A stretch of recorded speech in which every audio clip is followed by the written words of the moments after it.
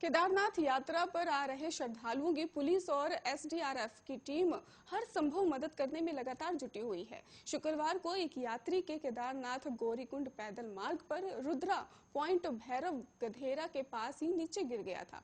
घटना की जानकारी मिलते ही एसडीआरएफ की टीम मौके पर पहुंची और तत्काल ही उन्होंने तुरंत राहत बचाव कार्य शुरू कर दिया और एसडीआरएफ द्वारा तेजी से किए गए रेस्क्यू के कारण ही श्रद्धालु की जान बच पाई है।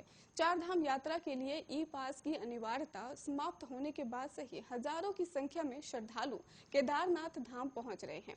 ऐसे में जिला प्रशासन, पुलिस और एसडीआरएफ की टीमें वो श्रद्धालुओं की सेवा में लगातार जुटी हुई हैं और शुक्रवार को केदारनाथ में एक यात्री के गधेरे में भी गिरने से सूचना प्राप्त हुई थी और वहीं पर उप निरीक्षण शोकार भी वहां पर रेस्क्यू टीम सहित आवश्यक उपकरणों के साथ ही तत्काल घटनास्थल पर पहुंच गए थे और रेस्क्यू टीम को घटनास्थल पर पहुंचने के बाद ही पता चला था कि चार दोस्त केदारनाथ मंदिर में वापस गौरीकुंड आ रहे थे और वहां से रास्ते में रुद्रा पॉइंट भैरव गधेरा के पास ही एक श्रद्धालु वो अभिषेक का अचानक से ही पैर फिसल गया था और वहां गधेरे में ही वो गिर गया था, जिसके बाद रेस्क्यू करके उसे बचाया गया।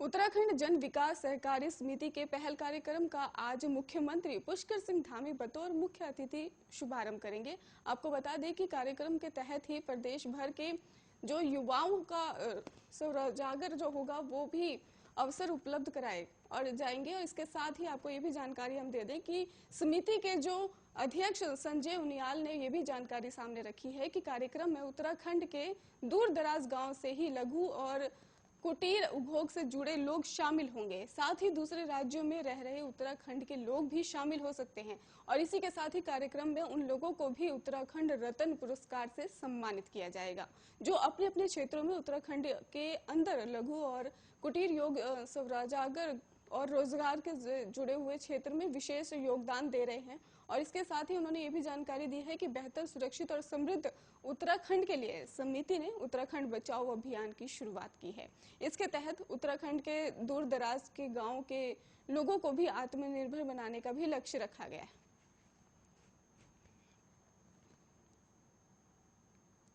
हरिद्वार से कानपुर तक सिंचाई करने वाली गंग नहर विजयदशमी की मध्यरात्रि से बंद हो गई है। नहर में दीपावली की रात 4 नवंबर को पानी छोड़ा जाएगा। नहर बंद होने से हर की पेड़ी के जबरदस्त वो जलस्तर 1 से 1.5 फीट रह गया है और इसी के साथ ही इससे श्रद्धालुओं को अब डुबकी की जगह आचमन से छींटे डालकर ही स्नान करवाना पड़ेगा। और इसके साथ ही नहर बंद होने के हर की पेड़ी में भी शनिवार को बच्चे सिक्के ढूंढते हुए दिखाई दिए और करीब 20 दिन तक नहर बंद रहने से इसकी सफाई और मरम्मत कार्य किया जाएगा। हरिद्वार में मौजूद भीमगोड़ा के पास ही गंगा नदी पर यूपी सिंचाई वो विभाग का बैराज बना हुआ है और बैराज से पानी गंगा नहर में छोड़ा जाता है। गंगा नहर कानपुर तक जाती है। नहर से यूपी के कई जिलों में सिंचाई और पावर हाउस का संचालन होता है।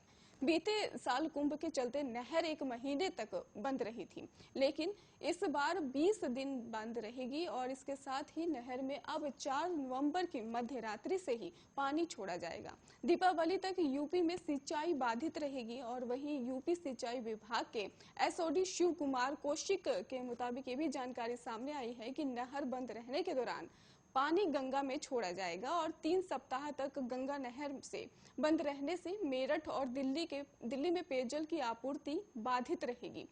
भोला झाल से मेरठ के लिए और मुरादानगर से भी नई दिल्ली के लिए पेयजल की आपूर्ति गंगा नहर के से ही होती है और वहीं वीकेंड से ही शनिवार को अच्छी संख्या में भक्त और पर्यटक हरिद्वार पहुंचे और लेकिन हर की पेड़ी में हर कम पानी होने की वजह से निराशा भी उन्हें झेलनी पड़ी है।